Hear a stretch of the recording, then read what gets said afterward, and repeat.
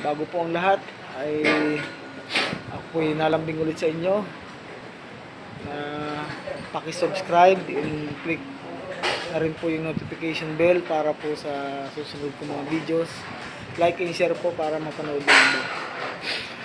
Tayo po ngayon ay ang ginagawa po nating activity, nasa may hallway na po tayo. Doon na po tayo nagbabakal. Yan, sa hallway po. Yung buong floor beam ng hallway, nandiyan na po tayo. Ayan po. Ayan po mga kabayan. Hallway na po tayo. Pagkatapos po niyan ay magsasidings na tayo ng forma. At ito pong ginatatayo ko ngayon, ito ay dudumulis natin. Dahil po ito ay pagsasabay-sabay ng buhos. Kaya po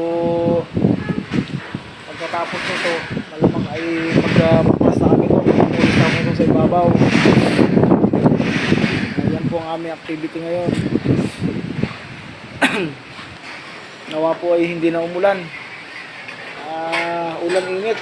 Ay ang init pong abalingkod ay sinisipo na din. Saka yung ibang tao, iba na yung pakilasa. Isang linggo na naman pong bakbakan nito mga katoro.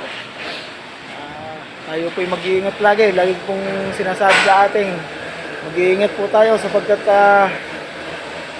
umaasa po sa atin ang ating mga pamilya. Ayan. Isa pong magandang hapong ulit sa inyong lahat at next video na lang po ulit tayo.